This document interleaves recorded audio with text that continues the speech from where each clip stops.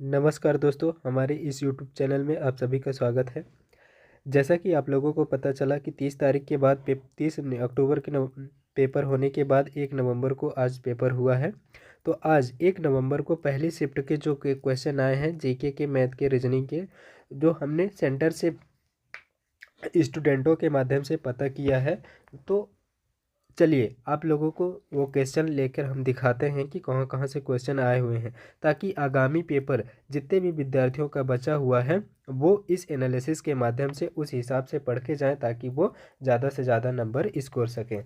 देखिए, यहाँ थंबनेल पे आपको देख के पता चल ही चुका होगा कि क्वेश्चन ये आए हुए थे या नहीं। ठीक है, अगर ये क्वेश्चन जिन विद्यार्थियों का आज पेपर होगा वो देख रहे होंगे तो ये कमेंट करके ज़रूर बताएं कि ये क्वेश्चन आए थे या नहीं। तो चलिए ज़्यादा देर न करते हुए क्वेश्चन की ओर ले चलते हैं।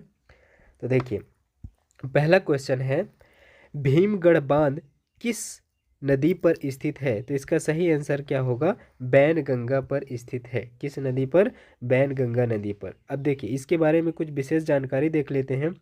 तो भीमगढ़ बांध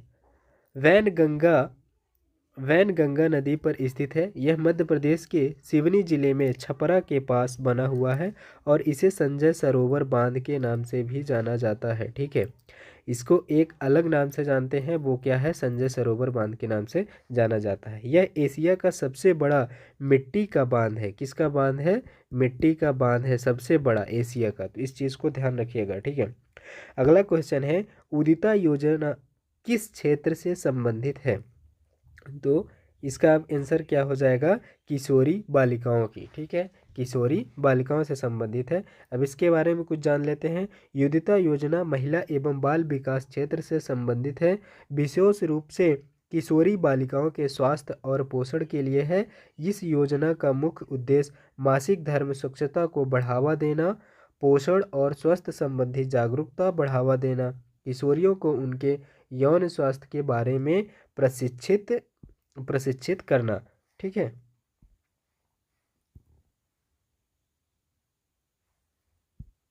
ठीक है। तो इसका मुख्य उद्देश्य क्या था? किशोरियों को यौन स्वास्थ्य के बारे में प्रशिक्षित करना, है ना। किशोरी बालिकाओं को इससे जानकारी से संबंधित है। ठीक है, अब देखिए अगला क्वेश्चन है, ग्रामोदय योजना कब प्रारंभ किया गया था? ग्रामोदय योजना कब प्रारंभ किया गया था? तो इसका सही आंसर होगा सन 2000 में। प्रधानमंत्री ग्रामोदय योजना, इसकी शुरुआत 2000 में हुई थी। इसका उद्देश्य ग्रामीण क्षेत्रों में बुनियादी सुविधाओं को बेहतर बनाना और ग्राम उदय से भारत उदय अभियान, यह अभियान जो है कौन सा? भारत उदय अभियान। इस चीज़ को ध्यान रखिएगा।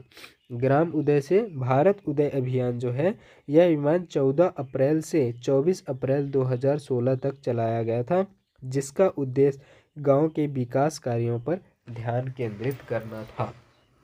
ठीक है, उम्मीद है आपको समझ में आता ही होगा। ठीक है, अगला क्वेश्चन है, धमोनी का उर्स किस संत के मजार पर लगता है?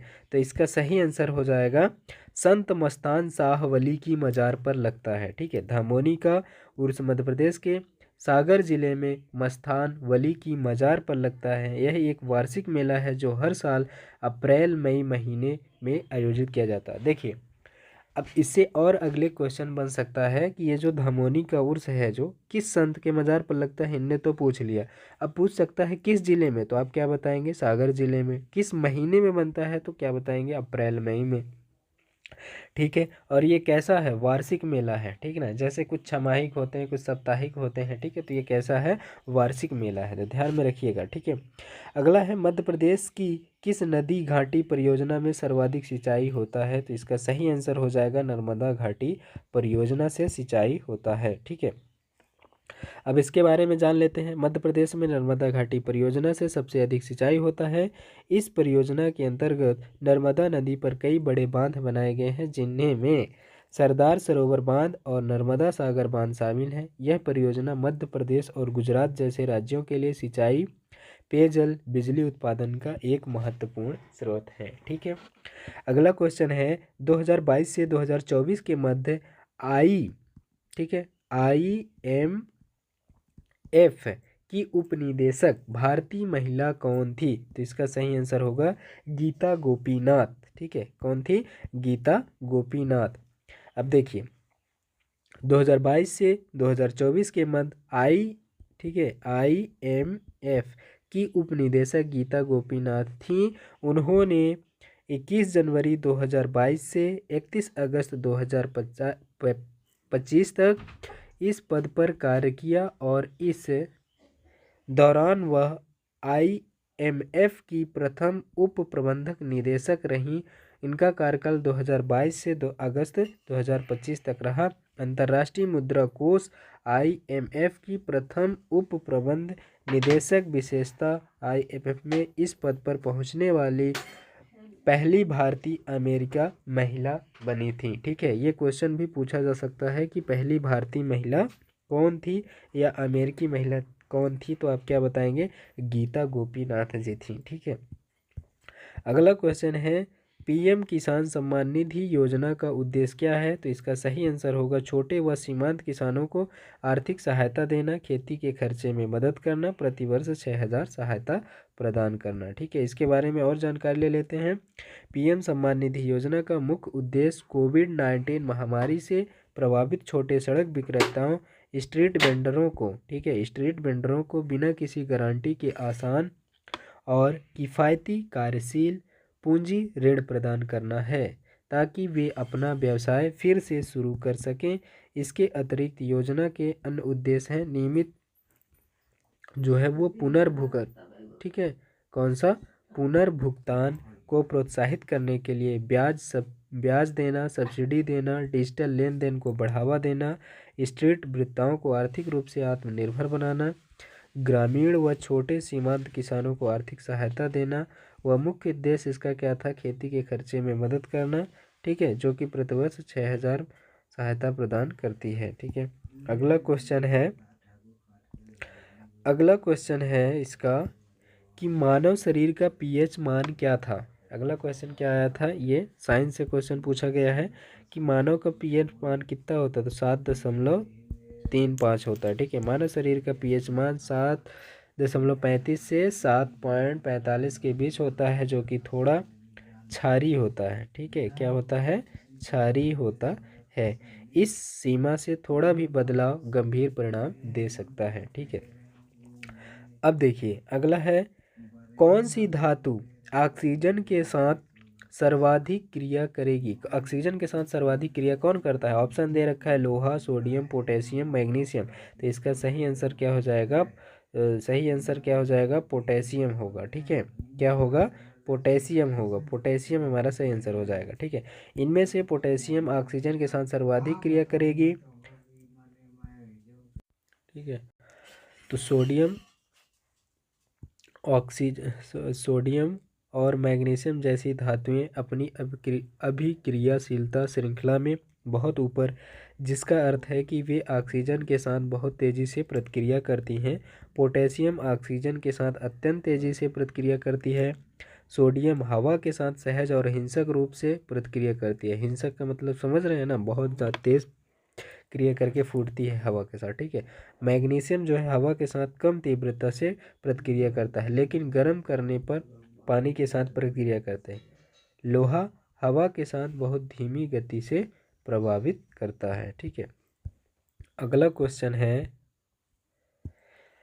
किस शासक के काल में सर्वाधिक यूनानी व्यापार के उद्देश्य से भारत आए थे? किस शासक के काल में सर्वाधिक यूनिक आए थे? तो इसका सही आंसर हो जाएगा चंद्रगुप्त मौर्य के शासन काल में आए थे। ठीक है, चंद्रगुप्त के काल में सर्वाधिक यूनानी व्यापार के लिए भारत आए थे, क्योंकि उन्होंने अपने शासनकाल में सेल्यूकस निकोटर से युद्ध किया और मेगास्थनीज जैसे राजदूत को अपने दरबार में आमंत्रित किया था। चंद्रगुप्त मौर्य इन्होंने सेल्यूकस निकेटर को हराया था और इसके बाद मेगास्थनीज जैसे यूनानी राजपूतों को दरबार में लाया। व्यापार और राजनीतिक संबंधी को बढ़ावा देते थे। कौन देते थे? बढ़ावा देते थे। ठीक है, बिंदुसार उनके शासनकाल में भी माचिस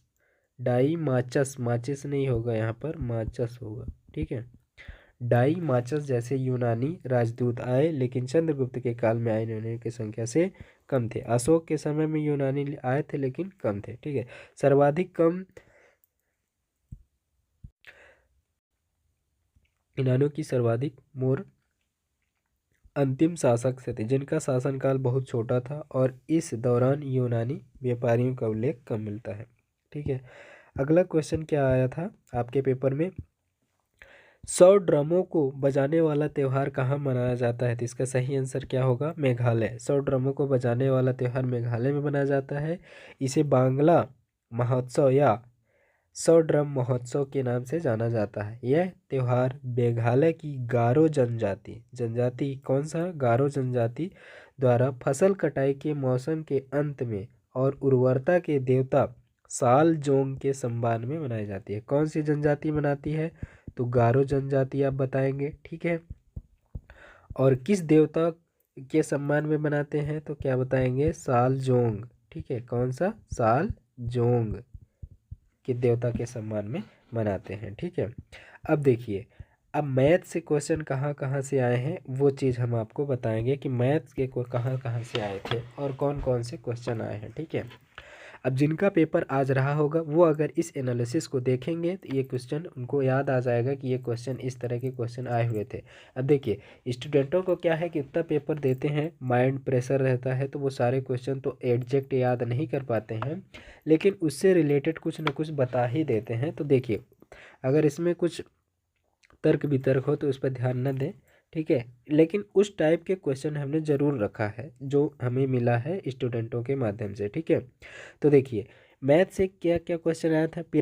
पिरामिड से जिसका आधार वर्गाकार है और उसका क्षेत्रफल 10 है, तो ऊंचाई देकर आयतन पूछा था। इस तरह का क्वेश्चन आया हुआ था पिरामिड से। देखिए, पिरामिड से 30 अक्टूबर को भी पूछा था और इनने 1 नवंबर को भी पूछ लिया है, ठीक है। अब देखिए, 8200 रुपये पर 34.5% का छूट दी जाती है तो कुल कितने रुपए का छूट जाए? लाभ हानि पर उनने क्वेश्चन पूछा था 30 को भी, आज भी पूछ लिया। प्रिज्म का आयतन, प्रिज्म से उसने पूछा था तो आज भी पूछा है प्रिज्म से, अभी मैथ में तो कोई बदलाव नहीं जा रहा। शंकु से उसने पूछा था तो शंकु से भी ये देखिए क्वेश्चन आ गया कि शंकुओं को 20 से काट दिया जाता है तो कटे हुए भाग की ऊंचाई बिना कटे हुए दूसरे भाग की 3 गुनी है, तो दोनों का आयतन अनुपात बताओ। देखिए, ये क्वेश्चन रहा है। अब अगला क्वेश्चन क्या था?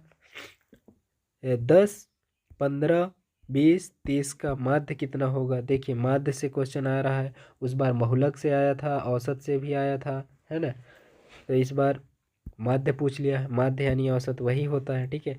औसत से एक क्वेश्चन आया हुआ था, ठीक है। एक पतंग का विकर्ण 16 एवं लंबाई है, तो क्षेत्रफल जाएगी। क्षेत्रफल बताइए। अब बताइए, पतंग किसके जैसा होता है? समचतुर्भुज के जैसा। इसमें डायरेक्ट सूत्र लगा देना है और कुछ भी नहीं। अगला क्वेश्चन, त्रिभुज से 3, 5, 3, 4, 5 और 6 ये भुजाएं वाले त्रिभुज कैसी होंगी? सर्वांगसम होंगी कि समरूप होंगी, यह बताना था। अगला है, समकोण त्रिभुज की भुजाओं की लंबाई 30, 40, 50 है, तो क्षेत्रफल बताइए। यह ट्रिपलेट फिर से आ गया है इसमें। अगला क्वेश्चन है, पाई चार्ट से 36 डिग्री एक गोले का कितना भाग होगा? 1/10 है। इस तरह का क्वेश्चन आया होता। अब देखिए, अगला क्वेश्चन है रीजनिंग का। अगला चैप्टर है रीजनिंग से कहाँ कहाँ से क्वेश्चन आए हुए थे, ठीक है। अब रीजनिंग से देखेंगे तो ये देखिए, 10, 20, 30। अब 30 के बाद क्या आएगा? अब ये आपको बताना है। 10, 10 का अंतर है तो अगला क्या आएगा? 40 आएगा। देखिए, अब देखिए, 37 लड़कियों की एक कक्षा में एक लड़की के ऊपर से रैंक 15 है तो नीचे से उसकी रैंक क्या होगा? रैंकिंग से आज क्वेश्चन पूछ लिया है भैया। 37 लड़कियां थीं, उनका ऊपर से कितना है? 15 है, ठीक है। तो उसका नीचे से रैंक बताना है, इस तरह से आपको बताना है, ठीक है। अब इसमें क्या आ गया है? 2, 3, 5, 7 के डिफरेंट पर एक क्वेश्चन आया हुआ था। एग्जैक्ट क्वेश्चन तो नहीं हमें मालूम पर पता चला, लेकिन 2, 3, 5, 7 के डिफरेंट पर एक क्वेश्चन आया हुआ था कि इनमें क्या डिफरेंट है, ठीक है। 2, 3, 5, ठीक है। अब देखिए, अगला क्वेश्चन क्या आया था? एक व्यक्ति उत्तर दिशा की ओर जा रहा है, 45 डिग्री दक्षिणावर्त मुड़ा, फिर 90 डिग्री मुड़ा, फिर मुड़ता है, फिर 180 डिग्री दक्षिणावर्त। ये डायरेक्शन से क्वेश्चन, दिशा परीक्षण से 3-4 क्वेश्चन पूछ लिया है, ठीक है। क्लॉक से पूछ लिया है ना। तो इन सब चीज़ों को आपको ध्यान में रख के जाना है, ठीक है। अब ट्रेन को अरेंज कीजिए, यानी कि मीनिंग दे रखा है TRIN, इसको अरेंज करने के लिए दिया था क्वेश्चन। ऑरेंज के क्वेश्चन 3 प्रश्न आए हुए थे, ठीक है। एक व्यक्ति ने सोमवार को एक महंगी कार खरीदी तो आज के 14 दिन बाद बेच दी तो कितने दिन बाद बेचेगी। बहुत ही सरल सवाल था कि सोमवार को बेचा और 14 दिन बाद बेचा, तो वो किस दिन को बेचा था। तो 7 का क्या होता है, 7 दिन बाद वही फिर से दिन आता है। तो ये तो आप लोगों को बन ही गया होगा। ये कैलेंडर से सवाल दोनों पूछ लिए गए हैं कि 1 सितंबर 2019 को गुरुवार था, तो 1 सितंबर 2020 को कौन सा दिन होगा। 10 दिसंबर 2022 होगा यहाँ पे, सॉरी यहाँ पे होगा 2022 को बुधवार था, तो 10 दिसंबर 2032 को कौन सा दिन होगा, ठीक है। अगला क्वेश्चन, नीरज एक महिला की ओर इशारा करते हुए कहता है कि वह मेरे पिता की माता है और महिला नीरज से किस प्रकार संबंध। देखिए 30 अक्टूबर को भी हमने बताया था कि इशारे वाले क्वेश्चन पूछ रहे हैं, उसमें से 3-4 पूछा, तो आज भी पूछा है, यानी कि कोई बदलाव नहीं आया। ब्लड रिलेशन से 2 क्वेश्चन आए हुए हैं, साइलेजम से आता है क्वेश्चन है 2-3, ठीक है। अब देखिए इस तरह का क्वेश्चन आया था कि ये वर्गीकरण से आ गया था क्वेश्चन, वाशिंगटन डीसी किससे संबंधित है, अमेरिका से, तो कनाडा किससे संबंधित होगा, ठीक है। आज का वेटेज देखिए, मैथ से 25 क्वेश्चन आए थे और रीजनिंग से 30 क्वेश्चन आए हैं और साइंस से 17 क्वेश्चन आए हैं, बाकी सब जीके जीएस आए हुए थे, ठीक है। आज हमारे कुछ दोस्तों ने मिला, ठीक है, उनके पास हमने कॉल किया, उन्होंने भी हमें कॉल करके बताया, तो उनका स्कोर रहा, एक का रहा है 70, एक का 74, एक का 79, एक का 83 और एक का 73। तो देखिए 30 तारीख से 30 अक्टूबर की अपेक्षा आज तो नंबर हाईएस्ट में मतलब लोगों ने लाया है। इसका मतलब ये रहा कि इन्होंने ज़्यादा पैटर्न पर ज़्यादा बदलाव नहीं रखा, है ना। जो जिन्होंने एनालिसिस देखा उनको ज़्यादा फायदा हुआ, ठीक है। और हालांकि अगले दिन से जो पेपर था वो आज कुछ सरल था, तभी तो सभी ने इतना स्कोर आज कर रखा है, ठीक है। ठीक है दोस्तों, तो धन्यवाद। हमारे इस वीडियो को एनालिसिस आप लोगों को सबको अच्छा लगा होगा, तो ये लोगों तक दूसरों तक शेयर करिए ताकि सभी को पता चल सके कि कहाँ से क्या क्वेश्चन आते हैं। धन्यवाद।